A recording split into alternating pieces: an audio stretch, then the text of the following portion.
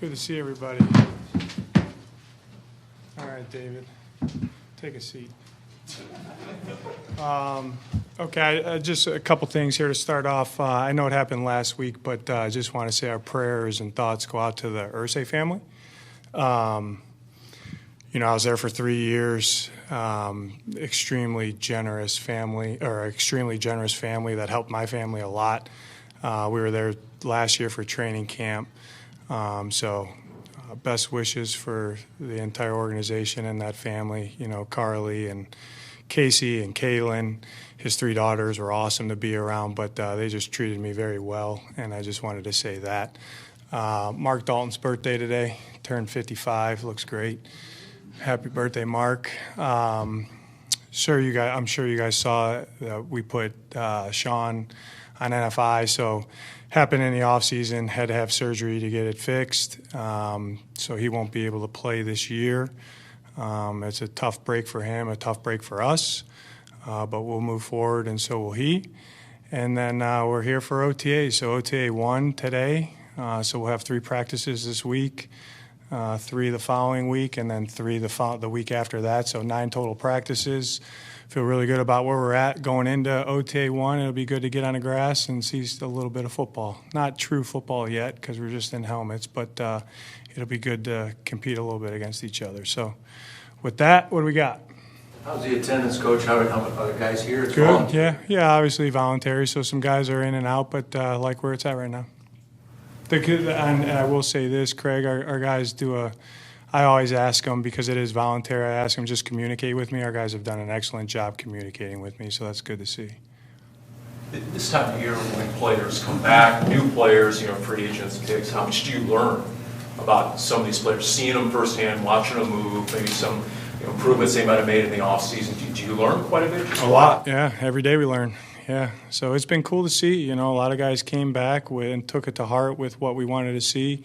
Obviously, some new guys have come in that we've done some work with those guys. Not as much because you don't got the full bank of time with them. But free agents or the draft picks right now, they're all working hard. It looks like because you're moving on and you guys have made some acquisitions at that position. What are the early challenges of replacing the player, the green dot, that position? Yeah, he's a captain, so that's a challenge from a leadership standpoint for our team and the defense. But we feel really good about where we're at right now. So we're going to try a lot of guys out there, and they'll if they deserve a role, they'll have a role.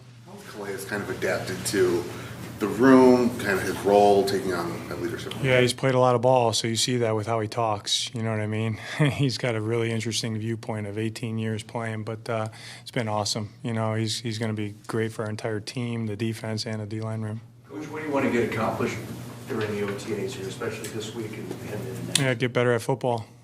Very easy. Get better at football.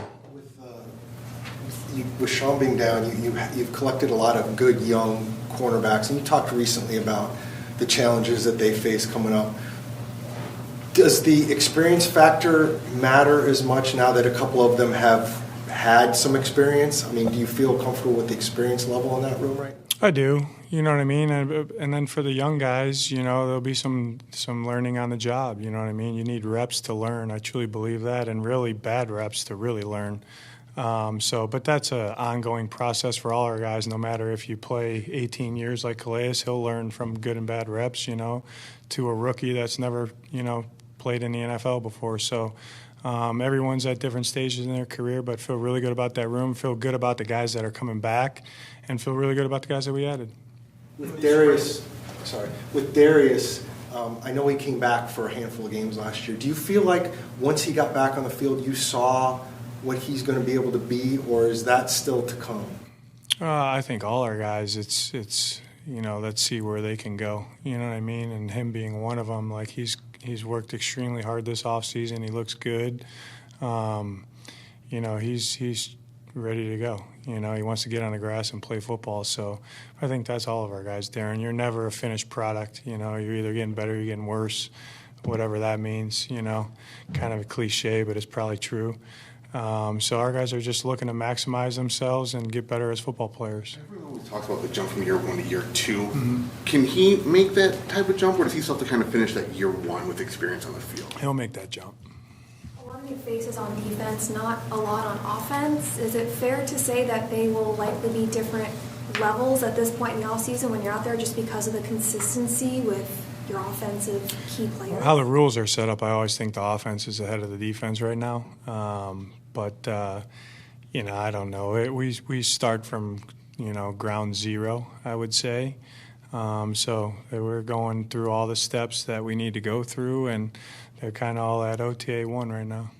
In this ramp up to OTAs, what has stood out to you about Walt and Will in particular from that rookie class? They're taking the coaching. They make improvements. They don't make the same mistake twice, and they're into it. They're really into it. They're using the resources that we have in the building to better themselves, which is cool to see. I think both of them have developed good routines, to my eye so far. So that's good to see. They fit right into their rooms and the defense and the team, and we'll see how it goes. Is there anyone in particular from what you've seen that you can tell looks bigger or stronger, put on weight from when the season ended, that stands out to you so far? There's some guys that lost some body fat, which I was more enthused about, guys that are gaining weight. But each guy has their own plan, and they're all doing a good job. Coach, is there an excitement for Phase 3 when you get to the OTAs at this point in the spring, or is it still spring? How does that work? There's an excitement for every day and from my seat. But, yeah, there'll be a little more energy out there today, But they know, Phase 1's 2 weeks, Phase 2 is 3 weeks. You gotta. Every day matters. Every day counts. So, even though it might seem a touch mundane, when you get into later in Phase 2, those are important practice days, important in the meeting rooms, important what we're doing in the weight room, their recovery. So, every day matters. But they'll be juiced up today. With the roster where it is right now, I'm assuming every rep matters for everybody out there. Absolutely. Going off Danny's question about guys changing their bodies and everything, Marvin came in here a couple weeks ago and he looked substantially bigger, in the shoulders and the arms and everything. Do you see that? What do you think that'll give? You should see his hamstrings. Yeah, I think that was one of his things that we talked about as a staff, and with him, he wanted to put on a little weight, to do a couple things better. I think so. That was cool. That's a guy, like you asked Danny, but it's a good question, David. All our guys did a really good job this offseason, I feel, but he's a guy that, hey, this is what I want to do. This is how to do it. Here's what you need to do that, and he did it. So. Did I expect that from Marv? Whatever we told him, yes, I did, truthfully. But he's ready to go. But he looks good. He does. He looks better. He looks better than me. That's for sure. What's that, Dave? How do his hamstrings look? Twitchy. Coach, how much are you looking forward to seeing a guy like Calais Campbell? How he practices and then what guys can learn from him throughout the year? Yeah, it would be cool. That's when we acquire any player. We look at the pros and the cons, and obviously he's got a lot of pros that he brings with him. You know what I mean? So a lot of positives for us. So it'll be cool. What kind of workload is expected for a guy like B.J. Jolari coming back from last year, and maybe a guy like Jonah Williams as well? That's a good question, Tyler. I think everyone's kind of in their own category, truthfully. You know what I mean? So I'll just put it out there, We'll talk about injuries week 1, but so I'm not going to get into everybody case by case. But everyone is working hard. If they're not fully ready to go, they're doing a good job in there to try to get themselves ready to go. So he falls in that bucket. You talk often about every year looking at everything and tweaking stuff to make it better and everything. What was the thought process? Because you could have up to 10 OTAs with the mini camp. You're only having 6. Is there any particular reason you decided to do that this year? Yeah, I just felt good with the 9. I kind of look at the global view of that and the 9 practices. I feel like we can get done what we need to get done, You guys will see some different things today that you haven't seen in 2 years, and no one's going to report on it, right? But we tweak some things, you know what I mean, and hopefully for development and health, you know what I mean. So that's kind of the teeter-totter that I live in, health and development. But I feel really good about the plan in place. And we'll take it day by day, though. We'll have to make adjustments. We'll see how the day goes and go from there. With a guy like Jacoby Brissett, how have you seen him start to integrate himself into this new scheme? Easy. He's highly intelligent. He's played a lot of ball, too. We talk about Calais. Jacoby's played a lot of ball and has been in some different systems, which is cool. His opinion, his viewpoint on things. He's got a really good rapport with, K1, with Clayton, and then obviously with Drew and Iz. And then, sometimes I forget we were together too, so we laugh about that. But he was playing really good ball in Indy for us. But he's been a really good ad for us, really good ad. Kind of going into year 7, where can Jacoby help him the most? Just either with big things, little things, kind of show him. I think they help each other. You know what I mean? But it's good to have a different viewpoint for everybody in any room. You know what I mean? So, from my standpoint, we added a bunch of new coaches. And it's cool to hear their viewpoints. It makes you open up your brain and think, critically about what you're doing or how you're doing it, or just some different viewpoints on things is hopefully you can grow from. With SMB, what is the injury that popped up? And me. With Will Johnson, you call him a perfect scheme fit. Can you elaborate on how and why? And without Sean, how much does that enhance his chances of competing early? Perfect scheme fit meaning he plays how in college, off the tape in college, he played in multiple systems and had to do different things. And we asked, what we've talked about throughout since we've been here, we asked our corners to do a lot. They play a lot of different techniques, and he can play them all. So that's what I really meant by scheme fit. But as far as where he fits in, this and that, he's competing for his role right now, just like everybody. You mentioned the different position coaches for the offensive line and the defensive line room specifically. How have you seen them respond to a new voice leading those rooms? The players? Yeah. We'll see today. No. Excellent. You know what I mean? They obviously have different styles, and they bring something new to the table. You know what I mean? So, but all our new coaches, I think, have done a really good job leading up into this point. And they're ready to go too. I always talk about the players. Coaches are ready to go too. Considering all the new names and faces of different players on defense, coaches like to scheme around the players they have. How different can the style of play be this year on that side of the ball?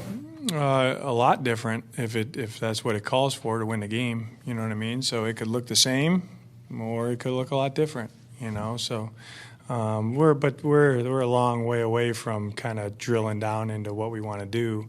We just want to see the players go out and execute what we're asking them to do, with good technique. I challenge them today. Every play, they better know what they're looking at before the ball snapped. You know what I mean? Just a small little focus thing that goes into, psych performance. Let's make sure we're looking at the right thing. A very detailed, descripted thing. I'm not looking at Tyler, I'm looking at his bird dog right in the middle of his chest, you know what I mean? But that's what it should look like, you know what I mean? So it's a great shirt, by the way.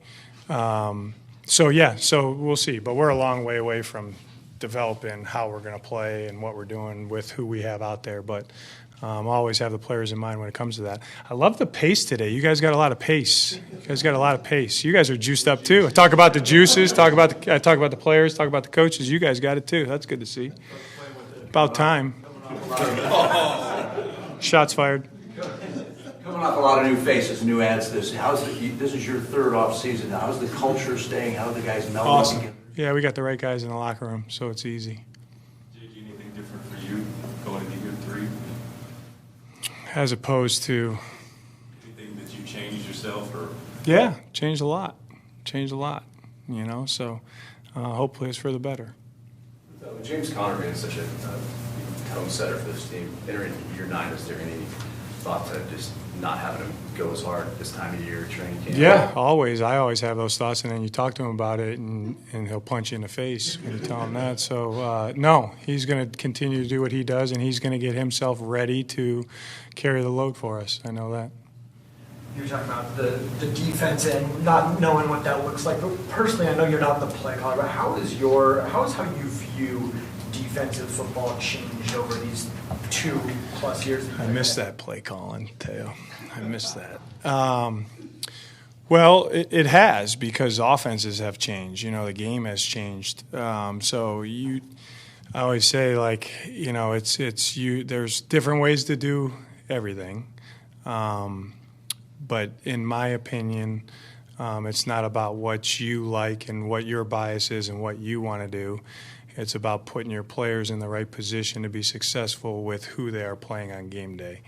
And I just think if you are resistant to change from a play calling standpoint or from a schematic standpoint, certain games it's going to look okay. Certain games, I think you're swimming upstream. So that's kind of our whole building. It's a challenge to all of our guys to be growth-minded and adapt, because I think the game is continually adapting with rules, with players, with scheduling, with everything, right? So it's like if you're just kind of doing the same thing, you know, it might not be so good. You can do it that way too. I'm not saying that. I'm just saying we don't do that here. How come you decided not to call plays as that coach? Say it again? How come you decided not to call plays? Because I got a really good play caller.